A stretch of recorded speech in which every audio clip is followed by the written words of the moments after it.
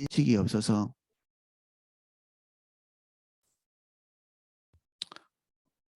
어떤 사람이 죄에 대한 인식이 없었기 때문에 죄에 들어가 있는데도 깨닫지 못해서 죄 가운데 거할 수 있거든요. 그러니까 알지 못하고 행한 죄, 이런 부분에 대해서 각성을 시키는 거죠. 그 죄에서 벗어져 나올 수 있도록. 저도 지금 최근에 이 크리스마스 준비하면서 몇 사람들에게 제가 말로 뭐 어떤 그 불편한 얘기를 좀 했던 것 같아요. 그 문자가 이렇게 왔더라고요. 그 이게 한 2번 정도 이렇게, 짧은 시간 내에 2번이면 많은 거죠. 혹시 저 때문에 이렇게 상처받은 분이 있으면 문자나 아니면 전화 주셔가지고 어떤 특별히 이렇게 고통받는 부분에 대해서 이렇게 말씀하시면 제가 듣고 전환하고 또 제가 지은 죄에 대해서 이렇게 해결할 수 있도록 하겠습니다. 제가 인식하지 못할 수 있거든요. 이런 경우 죄에 대한 인식이 없는 그런 경우, 제가 문자를 2번 받아서 그제서야 제가 어떤 부분에서 그 사람에게 실수를 했는지 알겠더라고요. 이제 그분은 이제 평소에 관계가 긴밀한 관계이기 때문에 저에게 이렇게 문자를 보냈고 제가 그 부분에 대해서 사과하고 그리고 제 잘못에 대해서 시인하고 네, 그렇게 했습니다. 이렇게 인식하지 못하는 죄에 대해서 서로 나누고 그리고 교회 공동체 내에서 그 사람의 명예를 지키기 위해서 은밀하게 먼저 말하는 거죠. 근데 2번째 이제 그것이 되지 않는 경우가 있습니다. 되지 않는 경우. 만일 듣지 않거든 한두 사람을 데리고 가서 두세 증인의 입으로 말마다 확증하라. 이게 죄임을 인식하지 못하고 그 죄에 대해서 어떤 면에서는 좀 뻔뻔하게 생각하고 돌이키려고 하지 않고 모든 사람이 다 명백하게 잘못임을 말하는데 그 자리에서 떠나려고 하지 않는다면 그때는 좀 단호한 조치가 있습니다. 17절. 만일 그들의 말도 듣지 않거든 교회의 말하고 교회의 말도 듣지 않거든 이방인과 세리와 같이 여기라. 지금 이 마지막 단계죠. 이게 지금 어떤 형제가 죄를 통해서 교회 안의 관계가 오염되도록 만들었다면 이 3가지의 단계를 통해서 권면하고 돌이키도록 이 방법을 취합니다. 지금 우리가 읽은 이 3구절의 내용은 어떤 한 사람을 정죄하거나 그리고 정죄하기 위한 그런 것이 아니라 그 형제가 교회 공동체 안에 건강한 관계로 존속하게 하기 위한 그러한 방법이죠. 예수님께서 한 영혼에 대한 이야기를 계속해서 이렇게 얘기하면서 우리가 작은 자는 윤리적인 부분에 있어서도 취약하고 영적인 부분에 있어도 취약하고 그리고 지적이나 관계적인 부분에 대해서도 취약할 수 있거든요. 그래서 교회 공동체 안에 속해 있는 것이 좀 불합리한 행동을 통해서 여러 사람에게 고통을 좀 줄 수가 있겠죠. 그런 존재가. 그리고 뭐 잃어버린 양의 비유에서도 건강한 사람이 잃어버려지지는 않거든요. 그 안에 자신의 건강함을 잃어버리기 때문에 이탈하고 그걸 다시 찾아오고 이런 과정이 있는 것이지. 그럼에도 불구하고 이 3구절은 그들의 죄가 발견된 이 공동체 안에서 어떻게 보면 치명적인 해악을 끼칠 수 있는 부분인데 그대로 방치하면 그럼에도 불구하고 이 세 개의 단계를 통해서 신중에 신중을 거듭하는 이 과정을 거친다. 이것이 잘라내고 그리고 정죄하고 징벌을 가하고 이것에 초점이 맞춰져 있지 않고 어떻게 해서든지 잃고 싶지 않은 하나님의 열의, 열망, 이게 하나님의 연민이죠. 그 깊이고 우리가 하나님께 버림받은 사람들 그리고 하나님의 은혜에서 제외된 사람들을 성경에서 일부 읽을 수 있습니다. 뭐 사울이 좋은 케이스였고 이스라엘 백성들의 최후도 그렇고 이런 사람들이 하나님의 손에서 벗어져 나올 때 하나님의 마음은 냉혹하지 않으십니다. 사울이 버림받는 날 사무엘이 그 밤새 울거든요.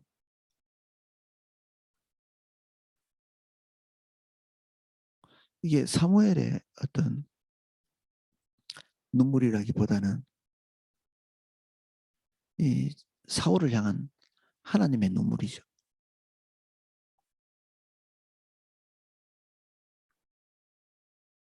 그래서 누차 기회를 주시고 돌이킬 수 있는 기회를 주시는 그런 어느 선을 넘어서서 다시 돌이킬 수 없는 지경까지 갔기에 불가피 하나님께서 다른 왕을 세우시고 주님과 동행하는 데서부터 그런 제외가 되죠.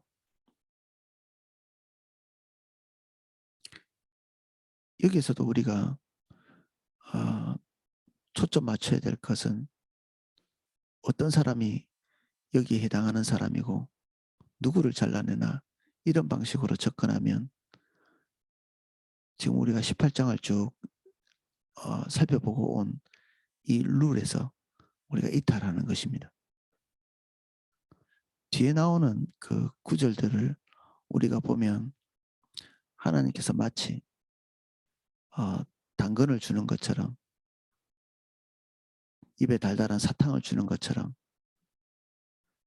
할 수 있는 한 우리가 연합을 구성하고 이룰 때 이 어렵고 까다로운 이 죄 문제를 해결하는 이게 피곤한 일이죠. 힘든 일이고 누가 다른 사람의 문제를 거론하고 그것도 사랑이 전제되지 않으면 어떤 면에서는 쉬울 수 있습니다. 회사에서 어떤 사람 회사가 어려워질 때 해고하는 건 물론 뭐 어려운 부분이 있겠지만 뭐 정말 이렇게 뭐 그 사람의 영혼을 절절히 아끼면서 해고하는 사람 있나요? 회사의 유지를 위해서 그냥 이렇게 단호히 잘라내는 경우가 많죠. 물론 아닌 경우도 많고 사이즈가 크면 클수록 그런 경우가 많죠. 누가 잘려나가는지 누가 해고되는지 해고되고 나면 그 사람의 삶이 어떻게 될 건가 뭐 이런 것까지 다 생각할 여력이 없죠. 뭐 회사 같은 데는.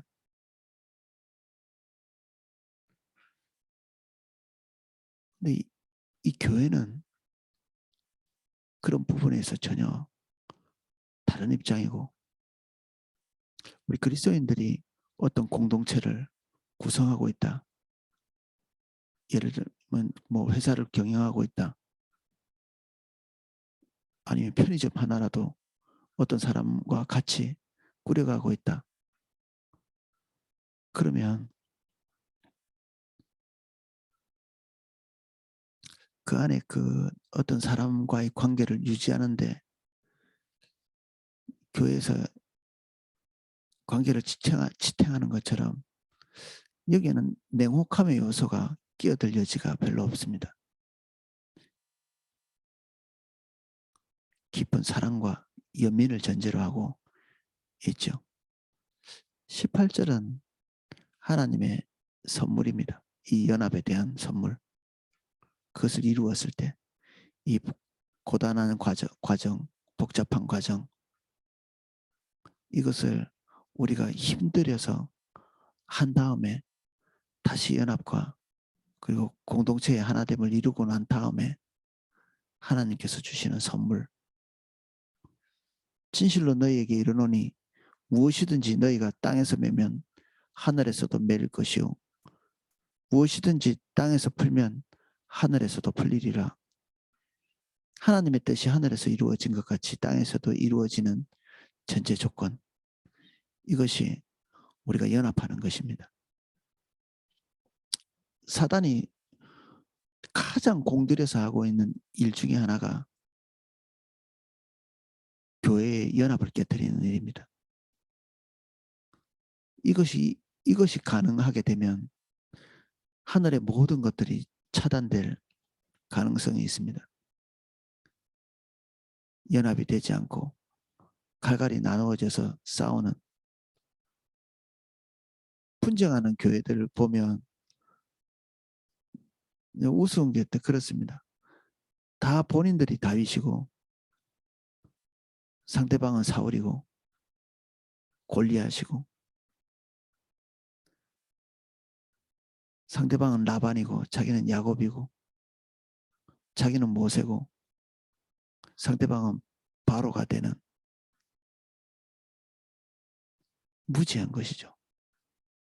다른 사람에게 대해서 나누어진 마음을 가지는 순간에 우리가 바로거든요. 우리가 사울이고 우리 안에 이러한 부분들이 충만히 내재되어 있기 때문에 분쟁에 휘말리는 것입니다.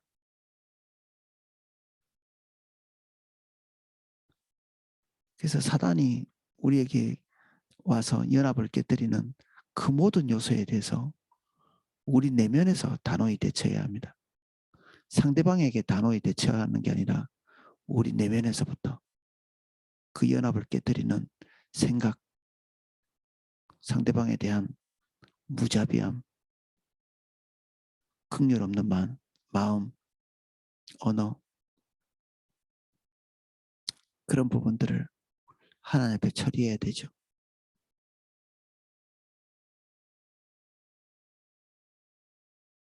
진실로 다시 너희에게 이르노니 너희 중에 두 사람이 땅에서 합심하여 무엇이든지 구하면 하늘에 계신 내 아버지께서 그들을 위하여 이루게 하시리라. 교회 공동체를 이루는 최소 단위죠. 하나 이상. 그래서 이 모였다. 서로 대면하고 만났다.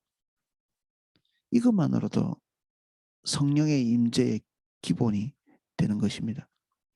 성령의 임재, 그리고 예수의 영이 함께 하시겠다. 이 전제가 우리의 경건성을 끌어올리는 것에 달려있지 않고 모이는 것에 있죠. 연합하는 데 있습니다. 그래서 교회가 건강한 것은 서로가 보고 싶어야 합니다. 사실은 서로가 보고 싶어야 한다.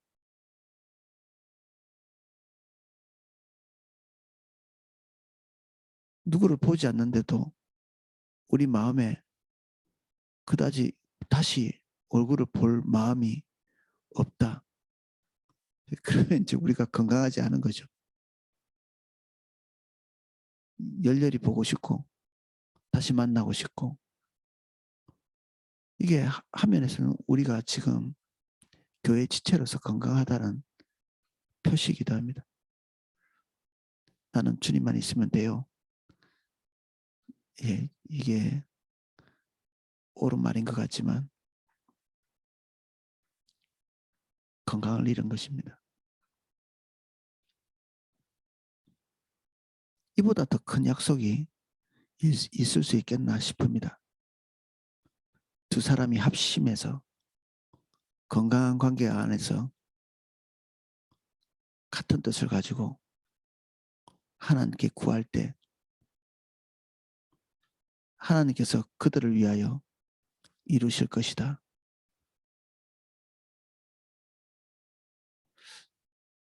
이게 많이 본 본문인데 오늘 아침에 제가 보고 좀 깜짝 놀랐습니다. 이게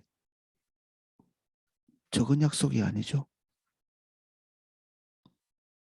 무엇이든지 구하면 하늘에 계신 내 아버지께서 그들을 위하여 이루시리라.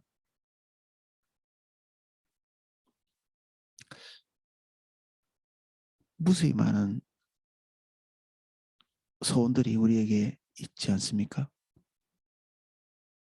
그런 부분들을 합심해서 구하면 하나님께서 이루시겠다.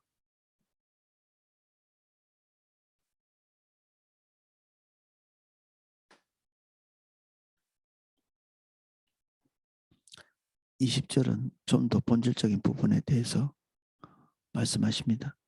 두세 사람이 내 이름으로 모인 곳에 나도 그들 중에 있느니라. 예수님이 그 관계 가운데 임재하겠다. 하나님께서 계시면 하나님으로부터 오는 모든 것이 다 있는 것입니다. 하나님이 하실 수 있는 모든 것, 우리에게 공급하는 하실 수 있는 모든 것들, 이런 것이 하나님과 함께 우리에게 오게 됩니다. 그래서 교회의 능력은 두세 사람이 모여 있는 곳, 합심한 것, 건강한 관계를 갖는 것, 그것에 있고, 이 18절 전체 안에 하나님께서 우리에게 말씀하시는 요지들이 뜨겁게 열렬함으로 형제와 연합하도록 요청하고 계시는 것입니다. 상세하게도 말씀하시죠. 예수님께서. 중요한 요소이기 때문에 그렇습니다.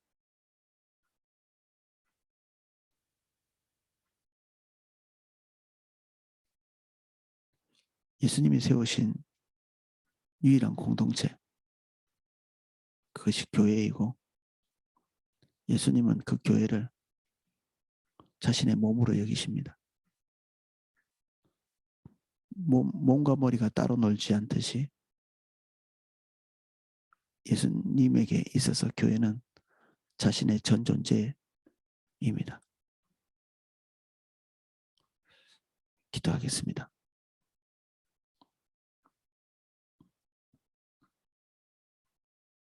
예수님께서 보고 계시는 교회는 두세 사람이 건강한 관계를 맺으며 기도하는 교회입니다.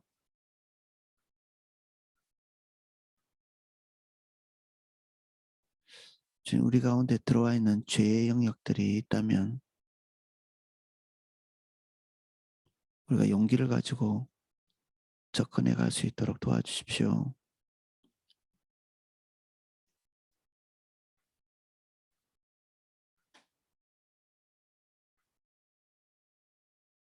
상대방의 죄에 대해 정직하게 직면할 수 있도록 도와주시고, 동시에 죄에 대해서 뼈아픈 통회와 돌이킴이 우리의 관계 가운데 있게 하시고, 다시 서로를 향한 열렬한 사랑이 회복될 수 있도록 은혜를 주옵소서. 우리 삼사교육 성도님 한 분 한 분을 예수님 이름으로 축복합니다.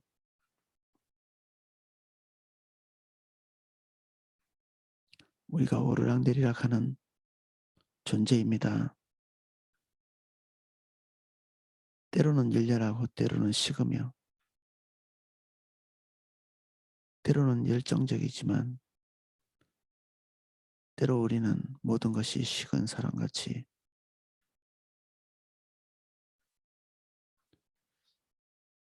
주님, 우리의 관계 안에 서로를 세울 수 있는 용기를 주시고 하나님께서 연합하는 교회에 주시는 이 축복을 얻을 수 있게 해주십시오.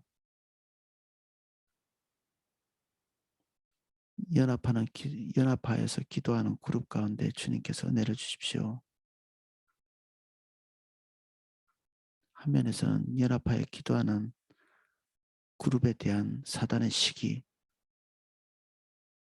그것을 깨뜨리기 위해 분투하는 사단의 모든 어둠 활동들, 이 시간 내가 나사렛 예수 그리스도의 이름으로 명하노니 성도의 연합을 회방하는 모든 어둠의 시도들은 팡을 받고 떠나갈지어다. 은밀하게 들어오는 상대방에 대한 판단과 시기, 용납하지 못하는 마음, 이 모든 것에서 우리를 자유케 해주십시오.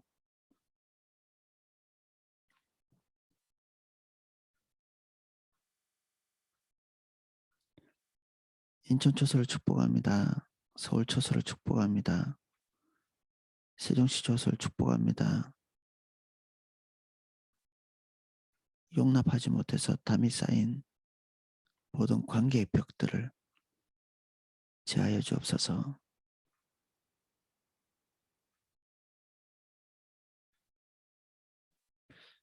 소리 없이 혼자 눈물을 흘리지 않도록 도와주십시오.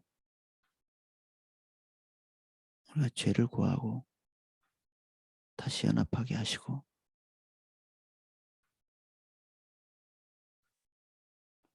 홀로 고독함 가운데 무기력하게 있지 않게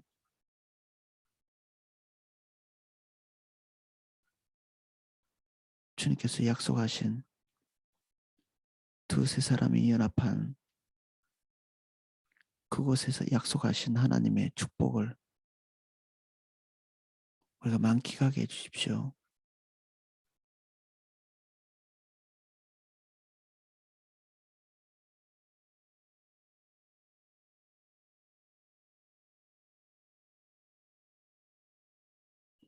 우리 안에 연약하여서 떨어져 있는 모든 지체 한 분 한 분을 예수님 이름 축복합니다.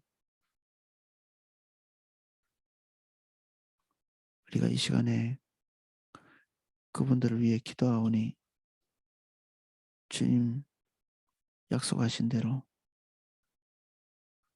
그분 한 분 한 분이 회복되어 주님 앞에 설 수 있게 은혜를 주옵소서.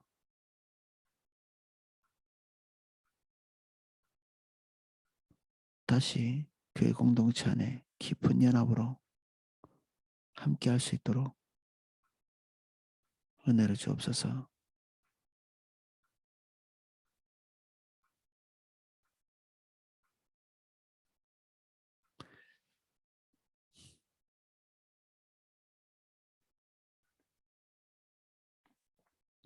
감사합니다. 예수님 이름으로 기도하였습니다. 아멘. 네, 제가 기도하실 수 있도록 음악을 방송해 드리겠습니다.